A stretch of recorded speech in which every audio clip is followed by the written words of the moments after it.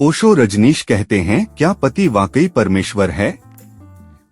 क्या आपने कभी सोचा है कि भारत में पत्नियां अपने पति का नाम क्यों नहीं लेती? लोग कहते हैं यह आदर है, लेकिन क्या आपने कभी गौर किया कि यह नियम सिर्फ एक तरफा क्यों है? क्या पति अपनी पत्नी को वो सम्मान देते हैं?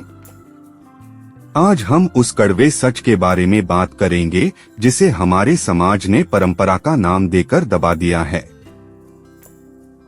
हमारे शास्त्रों को पुरुषों ने लिखा।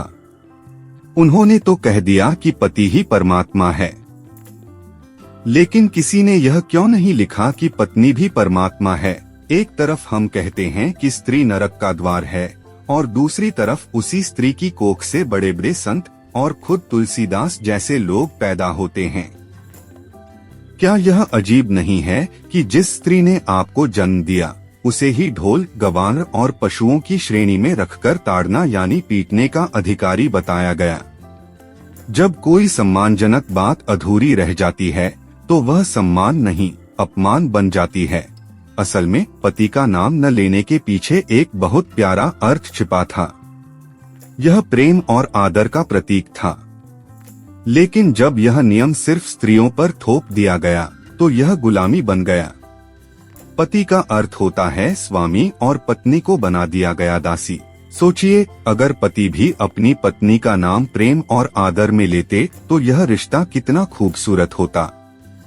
अमृत भी अगर गलत हाथों में पड़ जाए तो वो जहर बन जाता है।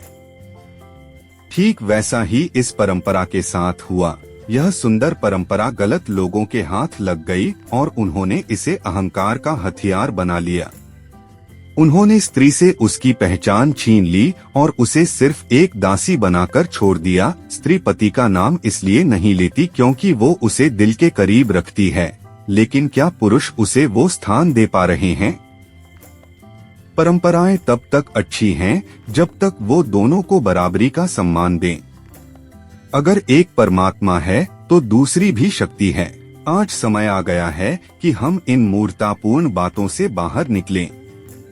रिश्ता बराबरी का होता है, ऊंच नीच का नहीं। अगर पति परमात्मा है तो पत्नी भी साक्षात शक्ति है। अगर सम्मान होगा तो दोनों तरफ से होगा, वरना वो सम्मान नहीं, सिर्फ एक दिखावा है। आप क्या सोचते हैं? क्या आज के आधुनिक युग में भी पत्नियों को नाम लेने से रोकना सही है? क्या आदर सिर्फ नाम न लेने में है या व्यवहार में? कृपया मेरे चैनल मोटिव NKK को लाइक और सब्सक्राइब करें।